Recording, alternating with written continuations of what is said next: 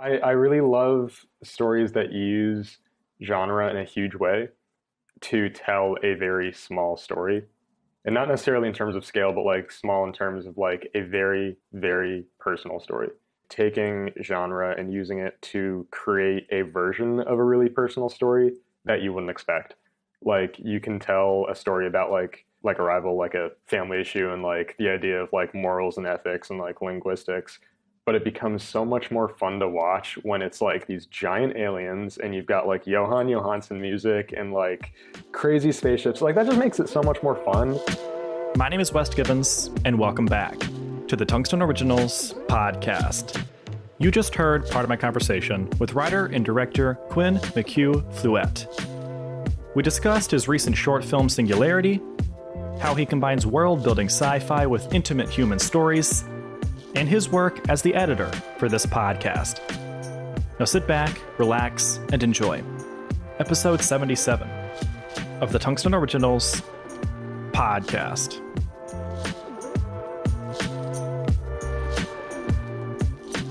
Quinn, welcome to the podcast. How's it going? Good, how are you doing? Doing well. We were just saying this is a little weird because you edit this. Yeah. This is your job is to edit this. You're a podcast editor at Tungsten, and so I know you in that sense. But there's a lot of things that I don't know about you, like all of your history as you as a filmmaker and all that kind of stuff. So I'm excited to like sit down in this formal setting outside of just like giving you notes on the podcast and all that kind of stuff, which we always do. I'm excited to like stare at my like uncomfortable face for an hour when I edit this in a couple of days. That'll be really fun. Exactly. It'll be great. Well, I'll lose this podcast and then I'll say, we have to re-record it. So you'll have to do it again. Oh no. So we'll just keep it going. But no, this is exciting. We're doing a series where we're having all of the people a part of Tungsten on the podcast. We've had an episode with just me, Reagan and Joe, and then an episode with Reagan that came out Monday when we're recording this, and then the episode before yours is with Joe, and then obviously you're next. So it's exciting to like sit down and talk to all of y'all and have the audience learn more about like the people that are behind this, because we of course announced that like what seems like forever ago, early in the year, we announced that like you were the podcast editor, but I don't think the audience has like heard too much from you except for the little notes that you put on like I've only started doing that recently. Yeah, and I like that a lot. It's been fun for me, especially except that one time I like misspelled your name. That's embarrassing. I was like, I'm so clever for putting this, and then like I look at your notes and you're like, you spelled my name wrong. So and it was too late to fix it, so that's going to be there for forever. But didn't you say it's because you were like with a West the whole weekend? Yeah. So wasn't that your excuse? Yeah, that's a good excuse. It is a good excuse. It was confusing, very confusing. I was producing a short for Wes Shiflett and Trey Rogan, and so like every day I would be talking to you for like half the day about Tungsten, right, and then like Wes and Trey for half the day. So like I'd have West and Wes constantly popping up on my phone notifications, and it didn't jive with my head. I'll let it slide this one time. Cool. Another time we're gonna have to talk to HR. Okay. Fair. Which is me. That's troubling to hear. The troubling structure. Yeah, it's a real pyramid scheme we got going on over at Tungsten. Quinn, you are from New York, correct? Yeah. I know a little bit about, and that's the episode. Yeah, that's it. I'm from New York. Nice to see you. Nice to meet you. Yeah, it's so fun to have you on. I know a little bit about your the beginning of your film career and like the American High School Festival, that kind of stuff that you got into. But that was relatively recent. That was from a beginning thing, but the actual event ended up in my like college half. Yeah. So how did you get into film? So I had a lot of like relatives and family friends who were involved in it. My parents both worked in like, I want to say it was like news style, commercial style, like an editing house. They weren't editors, but they worked in that sort of industry for a little bit while they were living in Boston. And so a lot of my family friends I'd spent time with were in some way involved in that. A lot of the people that I saw were actually SCAD people. So so I was surrounded by film from a young age. Like they'd show me a lot of like, honestly kind of pretentious movies to show a kid, which I was happy with. I didn't like all of them, but I think that was a good exposure as a kid. And just like, since I was very young, I was like, before I understood what the jobs were, I knew I wanted to do movies. I didn't really understand that there was a Hmm. structure or like a process of making them, and like my parents would like play me those like 2 hour long like uh behind the scenes reels on like DVDs. Yeah. So like I'd Yeah. watch all like the Lord of the Rings ones, the Star Wars ones. I would just like sit down for like 4 hours and that would be on the TV.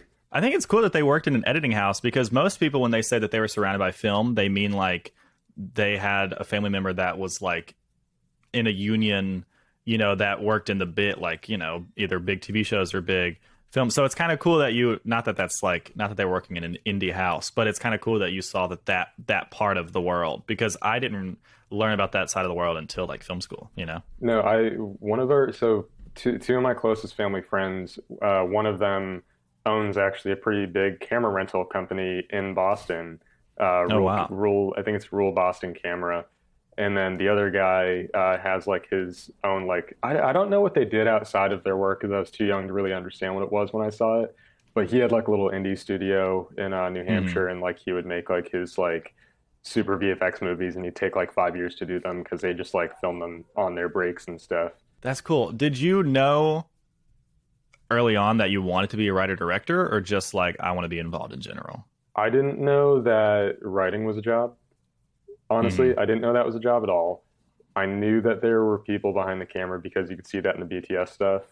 And I Right. garnered But they from don't film the editor, of they don't course. film the editor, and I Yeah. garnered from like seeing the set videos and like just how people talk about movies that directors were a pretty big deal in it, and that they had a Right. pretty big Yeah. say in the story. And like I think those are also the personalities that pop out too. Like I remember being obsessed with Tim Burton as a kid, just because it's Hmm. like he looks weird as hell. Like he's got like the weird hair and stuff, and so I was like He Tim looks Burton. like his movies. He looks exactly like his movies. So I was like, he seems to have a pretty big hand in that. That seems pretty cool. And I think that made me, I think that made me aware of directing as a job more so. And I definitely was interested in like, I thought the director wrote the story and told the story and did everything and like Yeah. were in Yeah. charge of everything. And I was like, that sounds pretty fun. Like, that's a lot of cool Right. stuff to do every day. So that's what Yeah. I wanted to do pretty early on. Did you start making stuff on your own? Yeah, I did stop motion like way too often as a kid. I never finished them because like as I got older, they would get increasingly elaborate and out of hand to the point where they were Right. incompletable. Like I would take my Yeah. I would take like my Bionicles and like my like wood blocks and like Play-Doh and stuff and like That's make awesome. horrible action scenes with like little Yeah. subtitle dialogue. So even then, do you know, like, okay, I'm like, I guess I'm curious, when did you start making the steps to like pursue it professionally, like looking at film schools and really, really taking it seriously and like finishing projects and that kind of stuff? Because I feel like I talk to a lot of people, and that's just a big shift. Mhm. A lot of people do like AV clubs or AV Yeah. classes in high school, and it's like, yeah, I mean, it's obviously fun and a cool thing to make a movie with your friends, but then obviously a small percentage of people actually choose like, no, I want to do this professionally. So was there a moment that you decided like, I'm going to start taking this really seriously? I don't think there was a moment because it was like very ingrained in me, but there definitely was like a moment where I was like, oh, this is within reach. Like this is a Okay. tangible goal. Because like from Yeah. very young, I was like, I want to do it. And I took it way too seriously. Like I would write like scripts in my notebooks in class and stuff with horrible formatting. And I would like, I made a few completed short films with my friends who like were my like earliest friends. We made some really horrible short films that I think are now private on YouTube. But I like in high school we actually moved. So I moved school districts and towns at the end of my elementary school. So I began like a new school system in like middle school, high school. And my high school, one of the reasons we moved there is because they had a really amazing arts program, and part of it was a video specific program, and Oh, cool. they had actual equipment, like they had like little DSLRs, like Canon T3Is and stuff. And Yeah. that was like my family, we had like a Canon T1i and we had a broken lens on it. And I would still try to film movies on it. And I succeeded in Yeah. filming things, but like they didn't look good because like the autofocus and like the auto exposure. But my teacher like gave us she was like, you can use the camcorders or you can use the DSLRs. And I was like, I want to do the DSLR because like I Hmm. really want to try that. And she had like these Hmm. really shallow lenses, and I was like, I want that. I want the ND filter. I took the ND Yeah. filter, or no, I didn't even have an ND filter at that point. That was before I knew what NDs were, but I knew I could get a shallow depth of field if I put the shutter all the way up. and I saw these Right. videos on YouTube where you could like put like the little lens flare fishing Hmm. string on it. So I did all that jazz. I like filmed a short film on my street, and And it's just like so like yeah, there's just there's every effect known dude, to you man. should see. So that one's actually pretty tame in terms of lens flares. I think there's like three. The, the first like I'd say narrative short film I did where it was like it has a script and multiple characters is just completely lens flares, like to the point Yeah. where it's kind of unwatchable. It's just That's like it's great. lens flares at night, like because we filmed on like our like streets in town, so it's like every single car that drives by is just like a ving ving Oh, ving. Yeah, yeah, yeah, horrible, exactly. Yeah. horrible. But that was the point when I started being like not only do I want to do this, but I can definitely do this. Like I have a camera, like Hmm. I can convince my friends to be in a movie, and I can edit it, and it can look all right. Like it felt a Right. lot more within reach at that point because before then I'd never had like a structured program to do things in. So I'd have big ideas and I'd invite my friends over who were like I'd invite my really good friends over and they'd be generous to like help me do it. And it would never come into anything or never turn into anything just because like I didn't have the discipline. None of us really wanted to have the discipline. And that gave me the Hmm. discipline and that gave me the focus to like really, really take it seriously. Yeah. So because your parents were kind of involved in that world, were they super supportive of the decision to pursue it? Yeah, they actually they were really generous to like put me in a few like I think when I was really little they thought I would like be some sort of like artist because I would like draw a lot and I hated it the more I did it but like they started putting me in like video classes because they realized I was like taking like stop motion a little more seriously than like some of my Hmm. friends who I do it with so they let me do some video classes where I learned like how to edit iMovie and stuff like that and they were very very supportive of it. And by the time I like got into high school, the idea of going to a film school was like a very normal discussion.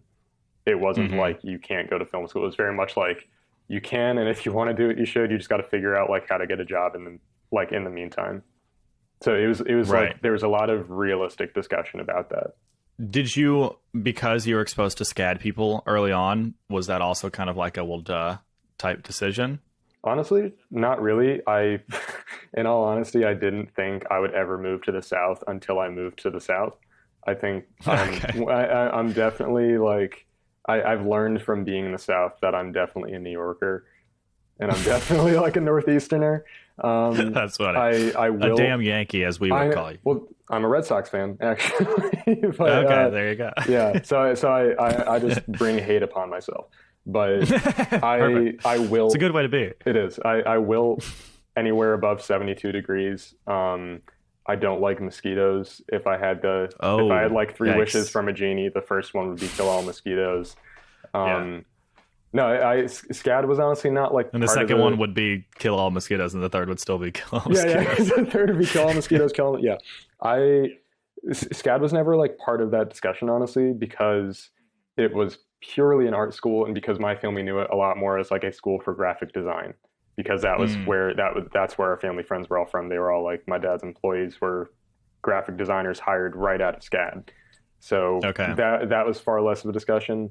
We talked a lot more about stuff like Syracuse, NYU, Ithaca, like those types of places. So how did you end up at SCAD? I ended up at SCAD because I ended up we didn't have much money for me to apply to schools by the time we got to that point. And I was like I was very much in like a screw it all kind of mind. Not screw it all. I was in kind of a like screw the process mindset in senior year and junior year. And I felt like, well, if I don't want to go to X school, why would I bother applying there? So I only Yeah. applied to like three schools, and it Yeah, was same. Me too. yeah. I had the exact same I'm glad I did. idea. Yeah. I recognized midway through junior year, I was like, I'm never going to do well at math. So I'm not going to get into like the really smart schools I want to get into. I did originally think I might try to get into somewhere like Cornell that has like a good like writing like English program. Hmm. I don't think they have a good film program, but one of the nice things about them is that they're a better school than Ithaca, but you can take classes if you're in Ithaca at Cornell and vice versa. So Oh, I looked interesting. there because that was a good idea to me. I applied and I ended up applying to SCAD, Syracuse, and SUNY New Paltz. Syracuse was my top choice, and I got into a really good program that like they only accept I think 60 students into, where it's like film and business. and Hmm. I got in on early decision, and they gave me no scholarship. So I was Uh, like, well, that's not happening. yeah. So I had to tell them I had to go through the ringer of like dropping out of Syracuse, Hmm. like telling them like I can't get there. You guys got to take me off your enrollment stuff so I can go to another school. I went to SCAD because they offered me scholarship. SUNY New Paltz didn't even offer me scholarship, but I ended up SCAD by the time I had to make that decision was the right decision for me. But a big push was that Hmm. they were the only place that gave me money. So I was like, That certainly helps. it does. It's a really good motivator. Yeah, yeah, exactly. A very realistic, like real life motivator. Yeah, So, but um, I could real quick though. I one of the reasons I decided to go to SCAD was because they had such a great faculty and equipment yeah, availability. Because that was not the case at the other film schools. It would be like, yeah, we've got this guy who like cam opt on like WTOC 7 like in yeah, Atlanta, right, and that's a great job, but that's not the mm, guy that I wanted to like be teaching me how to direct something with like a $50 exactly. million budget someday. Like that's, and then SCAD, it's like you've got the writing chair was like the writer of the Cosby Show. Mm, That's a guy that I feel like will give me advice that points me in the direction a lot better. So that was hmm. why I ended up going to SCAD also. Yeah, I remember I toured. We went to SCAD first, and so then we like on our college tour thing, and then we compared obviously every other school to SCAD because SCAD is very impressive. They know how to market themselves. You know, we've said that many times. They're good at what they do. And so the last school we went to was Western Carolina University, and Mm-hmm. they like really small town in Western North Carolina. They're a small school in a small town, and they talked about like they had this really great relationship with Sony. Like that was the draw of their film program. Like Sony and us, like we're really close. Which like it's great. I just graduated high school. Sounds good to me. And so we get there, and I see an announcement on the wall that's like, "We are so excited to announce that Sony just gifted us one FS7," and it was like the biggest. Which, Like, let's by the go. way, is the worst camera I've filmed on since getting to film school. So like that's a That's horrifying the thing. announcement. Right. And so you get to SCAD and FS7s are like pennies. Like Yeah, there's like 15 of them. And I don't think I'm exaggerating. It's probably like 10 to 15.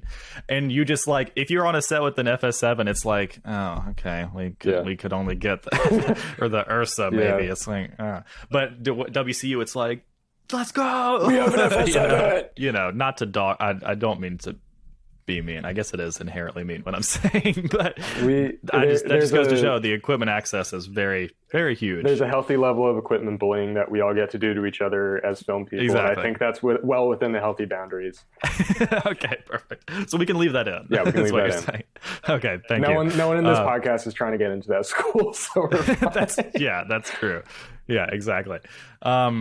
So when you're at SCAD, does that kind of like open up your world because you have access to these great faculty, this Mhm. great equipment, and like other people? You don't have to convince people like who aren't interested in film. What I loved about SCAD is like I get there and I'm surrounded by people who want to do the same thing. Like in middle of nowhere, Mississippi, I have to get my friends who are like interested in acting Mhm. to like hold a boom pole and that kind of stuff. And like they're friendly, they want to help out, but I get to SCAD and other people are talking about movies in the same way I'm talking about them, and I like my mind's kind of blown. Was it similar to you? Yeah, no. So I was actually, I will say, I was lucky that the area of New York I grew up in had a really great art scene and a really good film scene just because it's New York. So there was Right. still a reverence for film where I grew up, and that definitely gave me a lot of confidence. And I had a lot more friends helping me with movies than my friends in other towns would have. But I definitely got to SCAD, and that like exponentially multiplied. Like Yeah. I remember like freshman year actually, I met my now one of my really close friends, Nolan, who's also my main DP. I met him in like the Facebook groups and like on our tours, and then sometime in like September or October, in the first like couple weeks of school, we ended up just sitting down outside the cafeteria in the middle of the night and talking for like 3 or 4 hours just about movie stuff. And I was like, oh, I found it. Like, I did Yeah. it. Yeah. Yeah. And it's like that was really cool to me.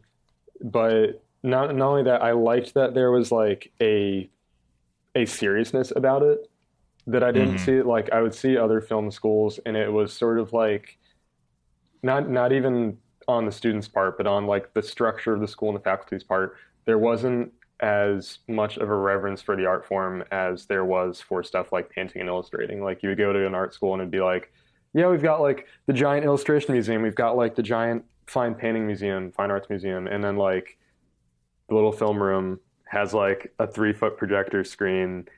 And not say that like everyone should be spending millions like SCAD is, but just like that to me was telling of like I'm going somewhere that in a lot of ways overvalues the film department. Like, so I was like, I'd much rather be on the receiving end of that. And also, there was a lot of one of the big reasons I went SCAD and actually changed my major on my first week of classes from film to writing was because of the writing program and the writing faculty. Yeah. Because I was like, that might be the better way to like aim my career path. Of like, if I come out of school with a couple of good scripts, someone might be more likely to, I might maybe be able to set myself apart more so than if I went to the film major and I learned how to do film. Like I can learn film while doing film. I won't be able to teach myself writing the same way I would if I had like 12 people every day telling me what sucks in my script that needs to change. I totally agree. I think people who are interested in being a writer director, and I mean, I'm using SCAD as a reference because that's where I went. But if you're going to a school that has the different like film production side of it, but also the dramatic writing side of it, like I think writing is absolutely the way to go because you can learn how to, you can learn how to do a C-stand and use a tripod and all that kind of stuff. And not that like I'm heavily dumbing it down. Obviously you go into more of that. Like I'm really glad I got to take like directing actors with Professor Sadwith, who's been on the podcast and stuff like that. But I think like if I had to do it again, I would do writing and just try to get into those classes. Like even if I couldn't get the credit, you know, like let me just sit in on those classes because that was my favorite thing about senior 1 and 2 is we wrote a script and we did a table read in class and then we just talked about it for like an hour. And that is invaluable. Like that is so insanely helpful to just not have people say like, this is crap, but be like, this isn't working. Like this is really working, blah, blah, blah. And I feel like it also, one of the things that I'm really grateful for about the writing major was like, I think because there's such a focus in film school on short films, a lot of people come out of film school only knowing how to do short films. And I feel really lucky that I went to a major that focused so heavily on features that like the worst problem I've got right now is I can't think of any short film ideas. Like it's because it is hard, but like it's a different type of beast. And it was really nice to go somewhere that like every day we were talking about feature films because that's what I feel like that's what I want to be doing in 5 years, 5-10 years. And like I got to spend 3 years talking every day about that. That's just what the industry is all about. Like obviously shorts are important and you know, we've made a lot through Tungsten and we will make more, but like, that's not to diminish we shorts want to at lead all. to features. No, I get what you're saying. Exactly. That's just the way the industry, that's what the industry values. A lot of shorts happen out of the necessity of not being able to make a feature and like features just happen because people want to watch, like people pay to see features. So I was like, I should really get a hold of how to do that if I'm spending thousands of dollars to learn how to do any of this.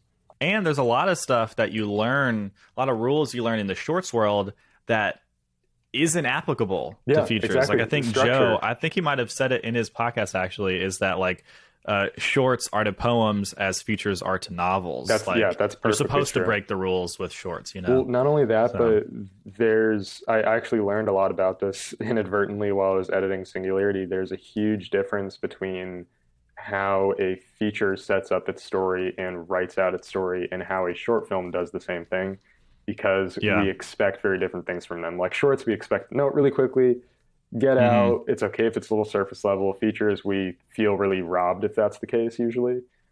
So like I was editing at first, I was like, oh, is this part dragging too much? And I realized I was like, well, no, I wrote a really short feature, so I have to let it kind of breathe in these parts because I wrote it that way, and that taught me a lot about that difference. Yeah, I'm glad you brought up Singularity because I want to spend a lot of time talking about that. Before we dive into some questions, can you explain what Singularity is to those who don't know? Yeah, and forgive me if I screw up the log line because I haven't pitched it in 2 years properly. I've like explained it to oncoming crew members in the sense you can just put it in post. Just put some text. It'll just be like my face moving and then like a dub. Deep fake your own face onto your face. So Singularity is about this young woman whose father left her, abandoned her about 2 decades ago. She's never met him, and through the discovery of parallel dimensions and through a scientific experiment, she's given the opportunity to meet his counterpart from another dimension, and they participate in an experiment that involves the idea of like deja vu and memories, and if memories can exist across dimensions. Like if I exist in this dimension and there's another me out there somewhere, is maybe my deja vu one of my other counterparts' memories, or like do we just have the ability to access those memories? What's really interesting, there's a lot that's interesting to me about Singularity, but at the core of it, what like one, it's so bad. No, I'm kidding. I'm totally kidding. Totally kidding. 2 years of my life down the drain. What I love about it is that it's this sci-fi film, and I love space and science and all that kind of stuff. Talked about it a lot on the podcast, so I love films that explore that stuff, like Arrival, which even you said yourself you've ripped off a few times. Twice. In a row, by the way. Yeah. Not spaced out, back to back. So it has those themes of sci-fi and things that like audiences love, but at the core of it, it's about family and memories and that kind of stuff. There's a lot of people in film school that, or at least I just see a lot of people on our small scale of stuff that try to make big sci-fi things that are huge and, you know, just it's hard to make when you don't have any money. You know what I mean? And they're valiant efforts, but the story kind of gets lost because like they can get caught up in explaining the world and like, well, how does this thing work? Or even just the logistics of creating that spectacle. Like, yeah, exactly. It's very easy, I think, at this small scale to get caught up in that side of things, you know, which like, yeah, plot holes are important, blah, blah, blah, blah, blah. But audiences care about like the people in the story, you know, like the core of it. Like that's what they're going to relate to, because we can't relate to a big space thing, but we can relate to people that are like love one another and wish that their, you know, father had left them, that kind of stuff. You know, like that's such a more human thing. So I love the idea of having this human centered part with the backdrop of the sci-fi world. You've made a lot of sci-fi stuff. Is that something that you think about a lot? Yeah. Like the balance of those two things? Yeah, I actually wrote my college essay sort of on it, in a roundabout way, but I love, and I think it might be somewhere in my like mission statement on the Side Street website or something, or it's on one of my like bios and one of those stupid bios you have to write. But like, I love probably for the Tungsten website. Probably actually. for the Tungsten website. I really love stories that use genre in a huge way to tell a very small story, and not necessarily in terms of scale, but like small in terms of like a very, very personal story. Like like I think what is it? Interstellar is a perfect example. I think that I think Arrival is a pretty good example of that. Just like stories that, especially with science fiction and fantasy, which I just love the spectacle of, is like taking genre and using it to create a version of a really personal story that you wouldn't expect. Like you can tell a story about like Arrival, like a family issue and like the idea of like morals and ethics and like linguistics, but it becomes so much more fun to watch when it's like these giant aliens and you've got like Johan Johansson music and like crazy spaceships. Like that just makes it so much more fun. And I feel like there's a lack in a lot of what Hollywood makes, or a disconnect between like there's not a connection of those two things. Like you kind of get one or the other. You get like your really sad dramatic movie that wins the Oscar every year, and then you've got like the Michael Bay Transformers movie, which I love. But like you get those, and there's never any overlap. And I feel like so many of my favorite movies have that overlap, and even some of my favorite moments in really big blockbuster movies, like even ones I don't really like that much, have a good amount of them. Like I love Man of Steel, one of my favorite movies ever, because I feel like it made that balance perfectly. As an imperfect film, it balanced to the idea of like a small story and a huge spectacle perfectly. There's a lot of really great stuff like that, and stuff like Civil War and like Spider-Man Homecoming. There's a lot of great stuff like that that gets kind of overlooked by critics, but audiences love clearly because they spend like millions of dollars on it. And it's just strange to me that that's not what Hollywood aims to make, because it seems like that's what really gets to people. But that's what I love the most.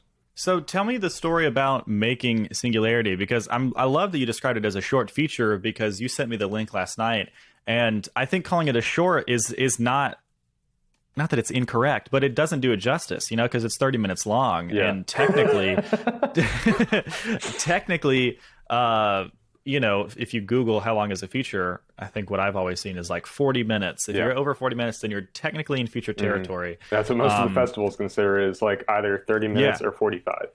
So I know it's been a long 2 years to make it, and I know a lot has come out of it, and this has kind of been like your the big project that's just led you through the past couple of years. And I know what's that like, especially to just finish Blueberries. Like, that was the same thing for me. It's such a roller coaster of pre-production. Long highway. Yeah. yeah, exactly. So take me to the beginning of that a little bit, because I know you've grown as a filmmaker a lot throughout this process. Yeah. So originally the base goal of it was, I came to school and I was like, all right, I'm going to do writing, but I need to be here. I need to be making movies.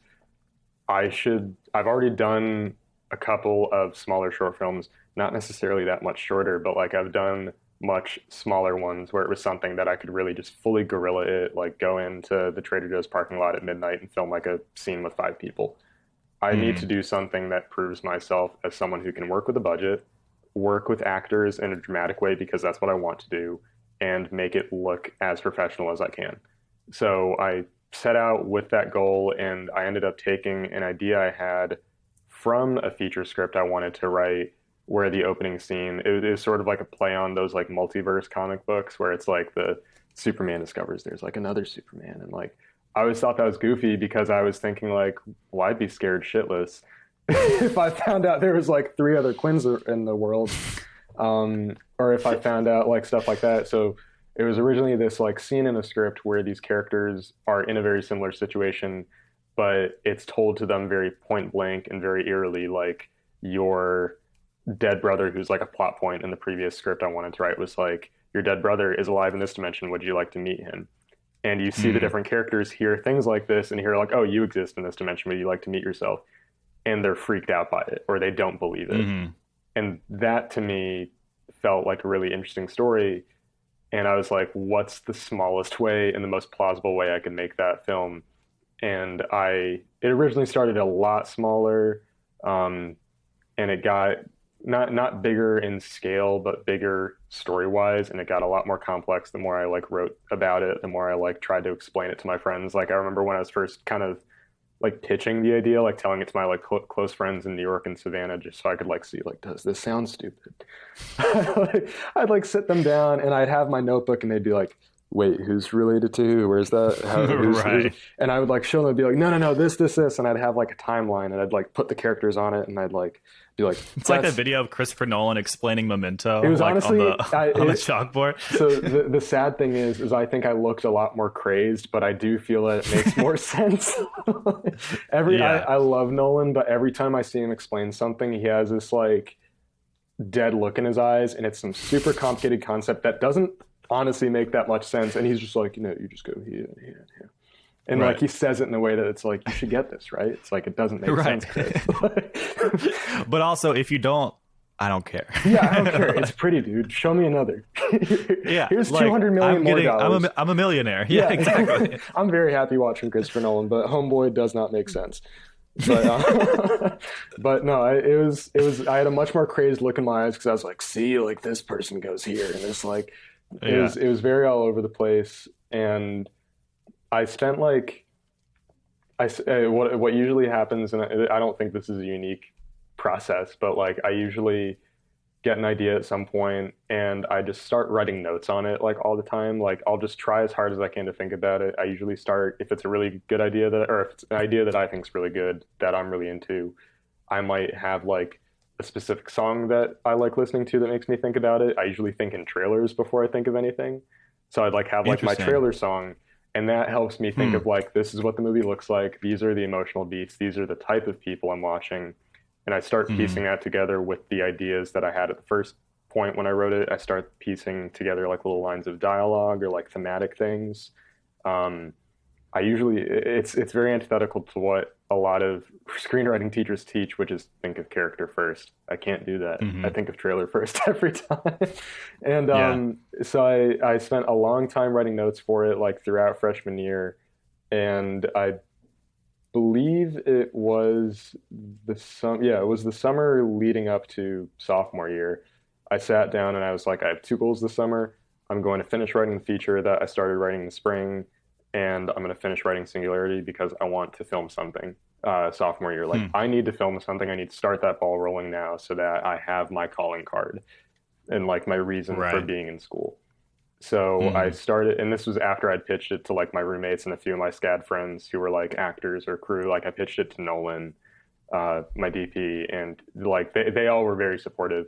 So I was like, I should do this. I should take this seriously. I sat down, I wrote it.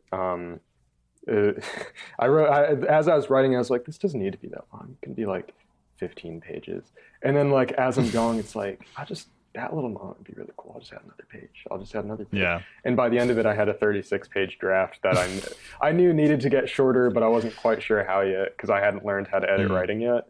Um, but that's how the story came out of it. It was just a lot of like I'd get little moments and ideas, and that would just kind of glob together until it became something that I felt like Hmm. I could watch in my head enough that I could think about it on a deeper level and start pulling things out. So when did you start filming? Was it sophomore year? Yeah, we started filming. I filmed the teaser and the Indiegogo in the winter break and right at the start of winter quarter of 2020, and then we started filming. We knew because of the length of the script that we needed at least three shooting blocks. The original plan was to have one shooting block in winter quarter 2020, which we did. We had one, I want to say mid or late February. I think it was late February. So we had that one, and that was like our small shoot. That was like we're gonna shoot a little bit, we're gonna make it look as good as we can, and that way, if we need more money, which we did because we didn't raise enough money at the start, if we need more money, we have some footage. We can pitch this footage to locations, to other actors, stuff like that. So we filmed that. It went great. And then the other two shoots were supposed to happen in spring of 2020, and we all know what happened in spring of 2020. Hmm. So that didn't happen. And then we filmed, and I thought like, oh, maybe I can film in the summer, or maybe I can film all of it in the fall. We were gonna film like two-thirds of the remaining stuff, or three-quarters of the remaining stuff in the fall, and then I just had like a mental breakdown and realized like I can't do that. That's like just too much. I ended up being Hmm. right. We wouldn't have had the time for it, and then we finished filming in either late January or early February of 2021. I don't remember which. But so Man. it was basically a year of on and off filming Yeah. and a Yeah. year of on and off rewriting. Yeah. So I just went through kind of a similar thing with blueberries. I've talked about it a lot on What's the podcast. that? Yeah. What's blueberries? I won't rehash it because I know I've talked about it so much, but there were a lot of times in which it felt, is this going to happen? Like what do I have to do? So other than COVID, because again, I know people are probably tired of hearing how COVID upended everyone's plans, even though it's really valid and it was At a stressful, blah, certain blah, blah, point, blah, it's like blah. it's ruined all of our plans. So I think Yeah. someday we'll all need to shut up about it. That's very But true. That's very true. And also we recognize it's still ongoing, just so yeah, everyone yeah, knows. I'm not one of those people that it's like yeah. COVID is No, done. it's not over. It's better, but it's not Yeah. over. So what were some of the hardest moments for you as a writer director for this thing that's like 30, I mean, 30 minutes is a beast. I'm sure you've done a lot of long stuff, so it probably doesn't seem like a lot to you. I actually, yeah, I've done another 30-minute, but that one was honestly easier because it was such like a screwball shoot. Like it was a comedy, so it was a lot lighter. Mm. Two, it did not need a budget. We shot it for as much as the pizza cost that we bought for the cast and Right. crew twice. So like Yeah. I think I spent in total maybe $150 on Moonshiners, and that was half an hour, but it was such a different Yeah. film production wise. Yeah. So, with a project like this, and again, I can relate so closely, that is like your thing. When people think about Quinn, they think about Singularity, like all your social media's about it. You've had I multiple don't rounds of shut up fundraising. about it. And I don't mean that in a bad way. It's just No. like, that's the thing, Yeah. that's your thing. What were some of the lowest lows, and how did you think, like, how do you push through those? A lot of it was a constant, just like trough bowl like for the last year and a Yeah. half. Um, Yeah. so when COVID started in general, that was probably the mentally lowest. Mm. Not that I had throughout the pandemic, but that was a huge low because my mom was actually working in the nursing homes in the Bronx. Um, Oh gosh. and she was telling me like I just walked into a room inside a dead lady, like, and I'm Yeah. not protected health wise. And the epicenter of the epidemic was actually like a mile from my mom and sister's house in New York, Right. in New Rochelle. Isn't So that like, yeah, that's where it like that was started it. in the That US, was where, right? yeah, that was where like that was the first quarantine zone, and it is Wow. a 5 minute drive from not just my town, my mom's house.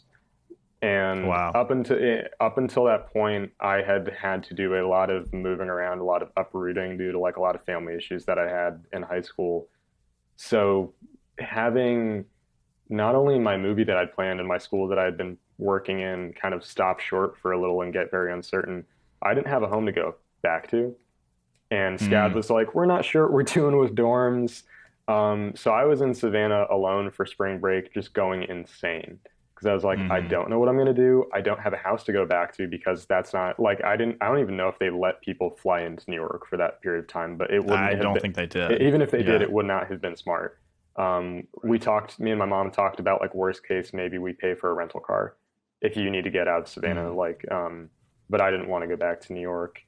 So that was really low because I was like, I felt like the one guy that was getting beat up by the world. Like I definitely wasn't, Mm. but it felt like it because I was like, I've done so much for myself to get to this point where I'm doing this thing that I want to do, and it's getting yanked away from me. Like I thought there's no way in hell that my movie's going to get finished. I might have to drop Hmm. out of school because I didn't have savings anymore because of SCAD tuition, and my mom's job is in question because of COVID.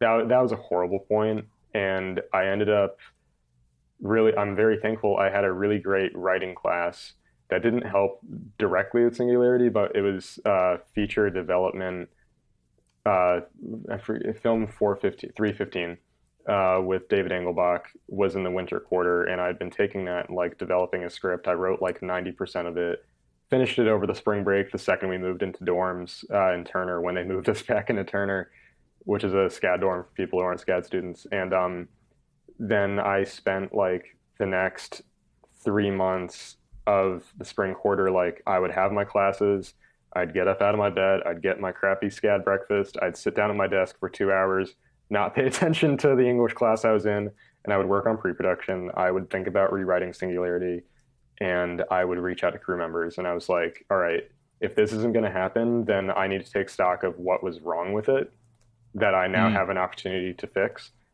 Hmm. And not in one of those like weird machismo like pandemic productivity mindsets. Just the idea that like I have an opportunity Yeah. while I'm stuck here, and I ended up bringing on amazing crew members that I didn't have before. I ended up rewriting the script in a way that made me feel so much more confident about it. I like drew a lot from what I learned filming it and what I learned from talking to my actors, and I was able to get some incredible locations. In my opinion, that's why I liked filming at them. But like I was able to get all of that because I had that time to reflect and be like, all right, like I need to take some responsibility if I'm gonna be a if I'm gonna whine about like I'm the one getting beaten up by everything. Like I need to take a little bit of responsibility and start figuring out what I can take control of on this so that it's not at the Hmm. mercy of whatever happens next.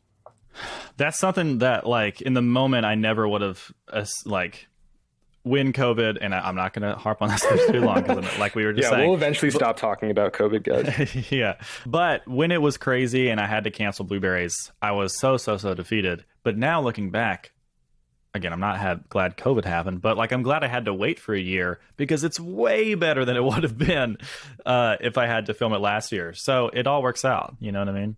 If I hadn't had the pandemic, one, there's a lot of shitty things that happened in my life because of it.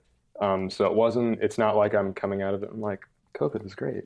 Like, a lot of horrible things happened. I like a lot of horrible things, and I could go down the list. But like, had I tried to make Singularity when I planned to make it, it wouldn't have happened because we thought Hmm. one that we needed $10,000.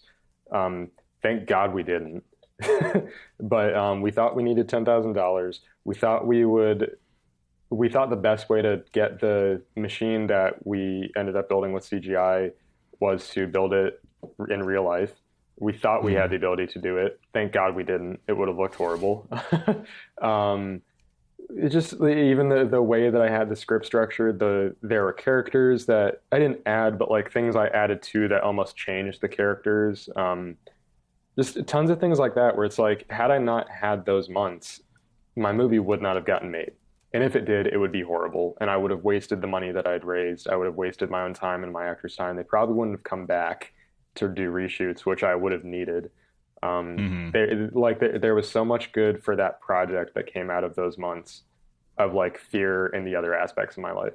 So we talked a lot about how this is like you're kind of a world builder, you know, like Singularity is obviously sci-fi. There's a whole bunch of like of the backdrop, you know, with the foreground being the honest story and the characters and stuff. But obviously there's a world that you're trying to build and explain to audiences and stuff like that. But when you're on set and you're working with actors and you're, you know, giving them notes between takes like that, I'm so glad that we just filmed Blueberries, because that is like the moment for me, you know, like when I say like reset, I know we're burning pixels. I have one sentence, you know, I've got 10 words to say to this person to get in there because the sparks are flying. We need to capture this moment. Like, I think that's whenever you learn what kind of a director you are. Yeah. And it's just so innate. Like, you can't plan for that really. It just happens. And if you don't have it, you lose it. You know what I mean? So in those moments when you are trying to connect with your actors, how do you make sure that both they and you are not getting caught up in the world and all the stuff that you have to explain to audiences? You know, like, how do you connect with them on that director-actor basis? Like, what is that relationship like? Because you have a really great cast, and some that are you know, adults that are older than us, and some that are like our age. And same thing with Blueberries. Like, Walker, the lead, is my age, and then I've got 2 adults that I'm working with, and that is also an interesting thing to manage.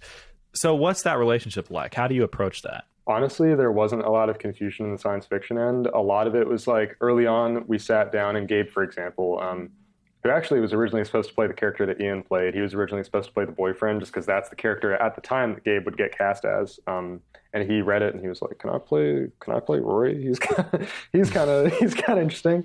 But there wasn't a lot of confusion. It was more of like, when I brought people on, there would be confusion. They'd be like, "How's this work? What's this mean? Like, why? Like, how can I understand this?" And that I'm going to naturally understand it as a character on set.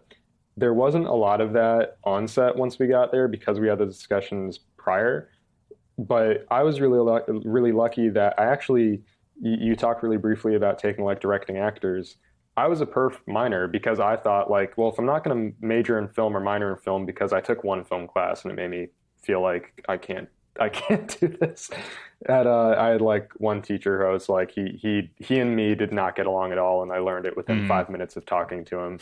And I literally changed my major after that class. But I made my minor perf, because performing arts for non-SCAD kids, because I felt like that's the other thing I can only get from school, is learning how to talk to actors. And I'm a horrible actor. I didn't want to be an actor at all, but it was like, that will teach me what it's like on their end, because I know that's something I haven't experienced. I know that's something that I'm never going to get the direct knowledge on. And in the class that I took, which was acting for the camera, not only was my classmate Bella, who's an amazing actor and my lead actor in Singularity, but we got really lucky that, and this is the first class where it happened, our class was happening in a Hamilton Hall at the same exact time, a room away from the directing actors class. So what they did was they actually combined the classes and combined the curriculum for one quarter, and it was the first time they did it. And they had those kids direct us. So I was sitting in class twice a week, every week, hearing not only what my acting teacher was saying to me, but hearing what she was telling the director and hearing what the directing teacher was telling his students and telling me. So I had like so many more points of information and so many more points of learning from that class. And that taught me so much about like what I should be doing as a director, what I owe the actors, what I owe them as a writer, because I was reading lines that quite often sucked to read. I was like, oh, this word doesn't make sense here. And I wasn't allowed to change it Hmm. because I was one of the acting kids, but Hmm. I'd always beg to. But like that taught me so much in terms of like what I need to be giving the other people on set and the actors. And that helped a lot once we got to Singularity because one, my classmate who learned the same things as me was my lead actor, and our best friend was the other character, Gabe.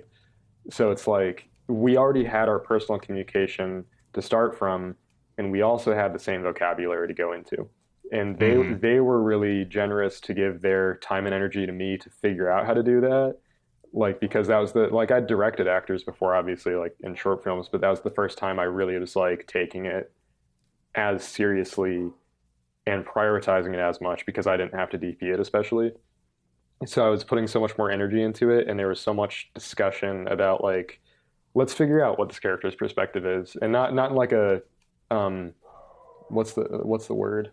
Not in like a method acting sort of sense, but in the sense of just like so that we're all coming from the same point, and I can understand where you're thinking when you're on set.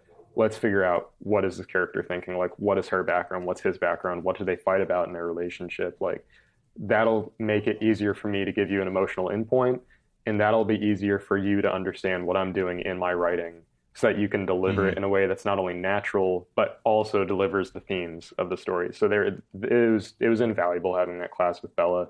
um, I don't think that I would have been as good a director if I hadn't had that one in general, Hmm. but especially with her because then I had such a direct point of contact with the cast.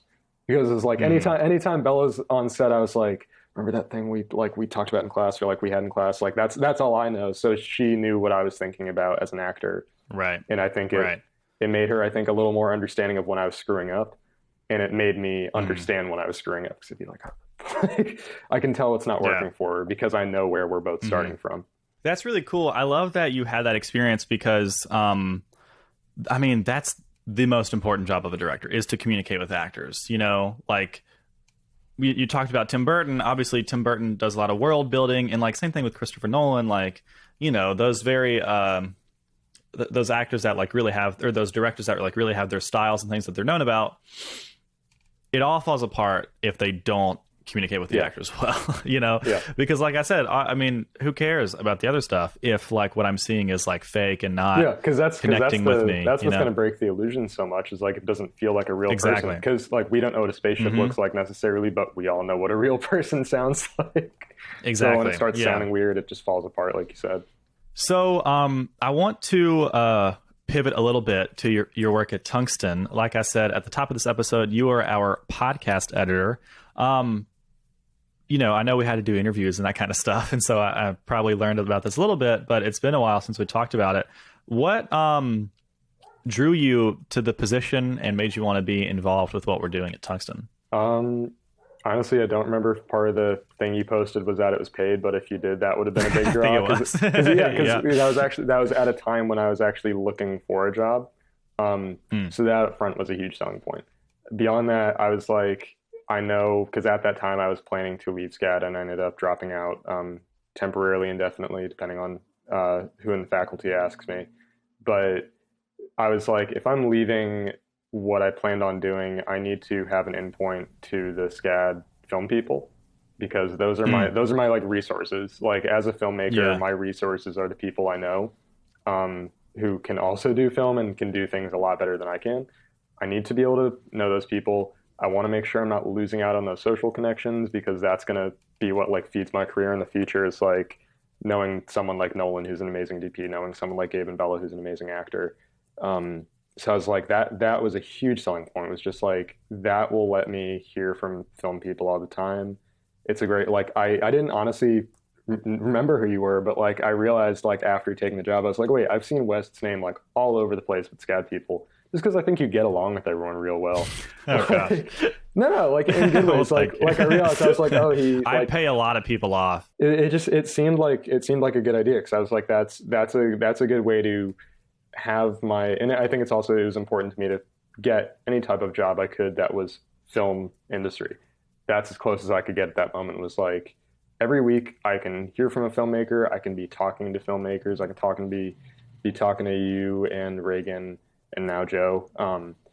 That was just really interesting to me. And I'd done like some really minor work on someone's YouTube channel. I like did like voiceovers for their video essays. So I was like, that's something I know a little bit about, like is like editing the Hmm. dialogue. I know Premiere pretty well. I'm fast working. I need a job. Like it all fit together in that moment. And then Hmm. of course when I spoke with you guys, I was like, oh, these people are very much on the same page as me. Yeah. Like they're Yeah, cool. absolutely. Yeah. So now, I mean, it's been 6 months since I guess 5 or 6 months since you started. We've had some really exciting guests since you Mhm. came on. Some of our biggest episodes, have come out this year, and we are fast approaching the 10,000 total listens. So it's been Mhm. a really great year for the podcast so far. Yeah, and we're over 100 followers on Spotify and that kind of stuff. So That's it's been awesome. a good year. And obviously a lot of that is thanks to you, but Thank you. how does it feel looking back on on this year and how the podcast has evolved and all that kind of stuff? Just what are your thoughts on it? It's grounding. It's nice that like in a like especially with like the way Singularity production and post production was going and the way like I was looking for a day job as I was starting Tungsten, it was really grounding to like every week have this like thing to look to and like thing that I had to do and enjoy doing. Thank God, like like Hmm. that. That was just it was centering. It was really nice after a year of not really talking to anyone very much because of COVID to hear a new person speaking, not to me, but it feels like to me because it's like I'm like Yeah. watching you have these very personal conversations with people that it was calming, it was centering, it was really nice to have all that. And I learned a crap ton from it. Like actually, one of the first episodes, I think I want to say Kevin Kevin Plackey. no, not Kevin Plackey, Kevin Oh, Brooks. Kevin Brooks. Yeah, Kevin Brooks. Kevin Brooks. Yeah. He talked about like getting into Sundance. I forget what Hmm. Sundance Ignite. I The think I forget what it Yep, was. the Ignite Yeah, Fellowship. getting Hmm. into that. He was the first person who ever told me that you technically don't need your movie finished to enter into a film festival. And Right. that ticked off my curiosity. I was like, oh, do I?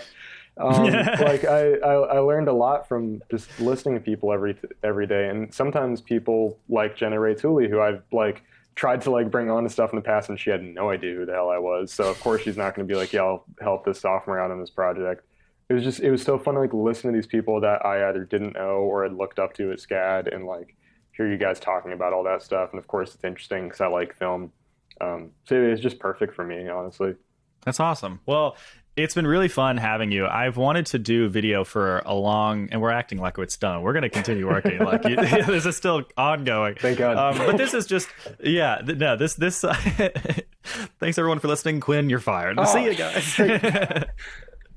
But no, I've just been thinking like post blueberries. These past couple. I guess it's not even been a full week, but these past few days, it's just been like a reflective time. So that's why I'm glad we're having this Yeah. discussion because it's halfway through the year, and I've got a lot of goals on what I want to do for the second half of the year. I got to figure out where I want to live now, all that kind of stuff. It's been very reflective for Been me. busy. Yeah. So, but I'd wanted to do video for so long. Like when we first launched the podcast in January of 2019, everyone was like, what about video? What about video? And I'm like, well, that's like 3 times harder than what I'm doing right now. That's Like, one more like I person can to bring on, or like 13 more hours Yeah. a week if you're doing it on Yeah, your own. exactly. And I was like, I got to record in the ADR rooms at Hamilton, which sounded awesome. Like, the audio quality was great, but it looks terrible. So, Yeah. it's just a whole other beast, obviously. But, and I didn't know about doing it remotely. I didn't know how I felt about that and all that kind of stuff. But it's been really fun to figure out what it all looks like. And we're getting a new logo made soon, like a proper logo for the podcast and a proper intro I think you guys for it as well. I think you guys like pirated my my motion media guy for that. I was texting him. I was like, Chris "Yes, Rodriguez?" Yeah, I was like, Chris, are you free to like help me on some stuff before festivals? And he was like, I don't know. I'm working for these people called Tungsten. I was like, I stole it. Dude, He's Chris awesome. He's awesome. is incredible. Right? He's making he's so good, dude. He's probably He's having making so much an fun with intro. it. Yeah, oh, he's killing it. He's making like an intro for what we put in front of our like narrative shorts and stuff. And literally, I think Joe said this the other day, like it's Christmas whenever Chris emails us. Yeah, it's like, awesome. He's something. always, It's like, yes, it's you'll tell him like the stupidest idea, and like a week later he'll be like, I was kind of working on this. Here's something small, and it's like the coolest. He's like, here's some process work. Yeah, It's the and best it's like, thing it's ever. the coolest process work you've ever seen. He's so sick, dude. Yeah, He was actually yeah. one of the people that I brought on during that spring quarter.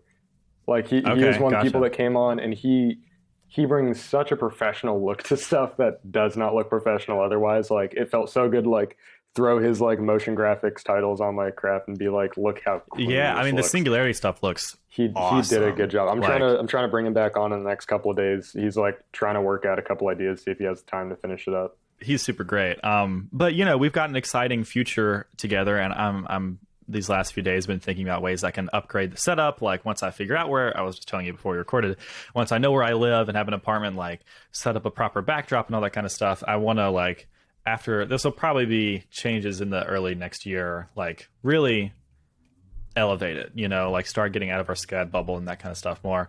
But it's been really fun to figure that process out with you because, you know, I brought you on as the video editor and it's like, cool, you're doing something we've never done before. Like, let's figure out what that looks like. What do the promo videos look like, you know? And Mm-hmm. it's just been so exciting to develop that. And you look through, I mean, I'm so proud of the promo clips and all that kind of stuff because like you go back to our Instagram pre 2021 and it's like not consistent, not that that matters so much, but the branding isn't super consistent and it's like none of it matches. And then you go to when we start posting podcasts for this year and it's like so much more professional and it's all consistent and it just like from a branding perspective is so elevated. So you know, I appreciate you coming on and I'm it's glad just to be been fun. doing It's it. been a fun process. So Yeah. yeah, and I'm glad you enjoy it. You know, like I wanna I want people who care and like want to be on it. So it means a lot that you even just enjoy doing it. Yeah. No, and you it's feel like you get something out of it. and I'm really grateful that you guys have given me more trust than I expected in making Yeah. it look what you feel is good because like I've worked on things that I honestly should have had more creative say on that like I was doing a much bigger job and you always get people who are like do it like this and you in your head you're like that's it's gonna look horrible especially in freelance Yeah. which is my previous experience for editing and Hmm. it was so nice and refreshing to have you guys like I would text you kind of nervously like what if we did this instead and you'd be like yeah sure try it and then you'd be like oh that looks Yeah. great and I was Yeah. like oh awesome it does look good it does look good Right. and that was Right. just so refreshing and that made me like working at it more because I was like I feel like there's room for me to say like I think we should do this like and plenty of Yeah. times like you shoot me down when I need it and I think you listen to me when I need it and like it's nice to Mhm. have that it's nice to have that sort of working relationship with you guys. And it's also been it's almost like a bit now where you suggest something and I'm like, no, do it this way, and then you do it that way, and I'm like, oh, that's worse. You were right. Let's Well, yeah, do it your I way. remember that, and That's we, happened multiple times. we had like I remember having like a week or two where that kept happening. Yeah. And I don't even remember what it was over. It was like small things. It was small things like the background color on a promo video. Yeah. And you pointed Yeah. out, you're like, I've said that so much recently. And like Yeah. beyond my ego growing a little bit from hearing that, it was just nice to hear that from like a boss because like that doesn't Right. happen usually when you're 21. That your boss is like, oh, that idea you had is better than mine. So It's that, better than mine. It was refreshing. Even if you're not Yeah. that much older than me, just it felt good and it felt Mhm. like I was being heard as someone who's working on it, and that was really Yeah. nice. And that's also, you know, you using the word boss is kind of funny to me, but it is interesting because like that's just been kind of an interesting thing for me to wrap my head around is like having an employee, and I'm Yeah. using air quotes for that because like it's both true and not fully true. Like I mean, you know, I pay you to do work, you know, so like that established that is there, but we've also. I guess it was interesting that the first time I ever talked to you was like a job interview format. Yeah, that was weird You know, for like- me too. I was like, I'm being interviewed Yeah. by someone I went to school with. Like, this is Yeah, this is exactly. Yeah. And so, but then instead of starting like I did with Joe and Reagan, you start from a friend perspective and then or friend relationship, I should say, and then you move into a business relationship. We started at a business relationship. And then just because we have to talk so much, Yeah, I it kind think of the forces the friendship friendship. Yeah, yeah. So, but it's, I mean, I think it's really, I don't want to make this the HR podcast, but like you know, as we grow Tungsten stuff, that's something that I, as again, the head of the company, am trying to make sure I navigate the right way because like we're all at weird different parts and, you know, I know that this job doesn't pay insanely well, and It obviously, pays like, it you pays know, that better kind than of stuff. jobs I've had recently. I'll say that much. Okay, fair, fair. But you know, I have tried to like be conscious of everyone's state of their life and be flexible and all that kind of stuff, you know. You've totally been. That's I think I've definitely felt that flexibility of telling you, I'm like, hey man, like even I think the first episode I was like, hey man, I'm shooting like Yeah, the biggest part of my movie right. on the day that we are supposed to submit the first episode of the podcast. I need to get it done earlier, like, Yeah. or even telling you, I was like, you know, like I'm just busy as hell, or like my week has been Mhm. terrible. Like I'm gonna get it to you on time, but it's gonna take a while. It was nice to feel that flexibility, and I like that we've had a communication of like you've done the Yeah. same thing to me, I think, and like it feels very kind, but still very professional. Of like there's still the Mhm. deadlines, but Yeah. it's not It's like not the I'm end of a the world. yeah, it's not the end of the world. And I think realizing that and hearing a boss acknowledge that is very nice because I think quite often it's the opposite when you're 21. Yeah. Yeah. Yeah, exactly. And that's also just been growth for me because like I said in 2019, when I was the one who was editing everything, it was the end of the world if Yeah, I didn't get it up yeah, at Friday at 9 a.m. You know, hmm and I thought like when the pandemic happened that like no everyone would stop caring about tungsten, like, you know what I mean? But it's, you know, it's okay. And there's been times where I've said that to you and you've been like, no, I want to get it done, yeah, you know, I want to get it up on Monday. And I'm like, dude, if it has to be Tuesday, like whatever. yeah. No, but I've And been not that like, I I don't need that care. routine. Yeah, exactly. And not that I don't care about it, but like I was on the other side of the spectrum. I was like so insanely hard on myself where I would pull all nighters to get it up by Friday at 9 a.m. And like, you know, that's as long as you get it up, like that's the important part. Like if you get it up weekly, like that's what Yeah, matters, you I know. think we've been pretty consistent, and I think we've navigated it well when we didn't have the ability to be. So all that is to say, you know, I feel like I'm cashing out a really interesting part of your career because you're 6 months into this, you know, podcast video editing job. We've had a really great year, and we've got a lot of plans for what the next even 6 months and, you know, 2022 looks like, which is crazy to think that we're halfway through this year.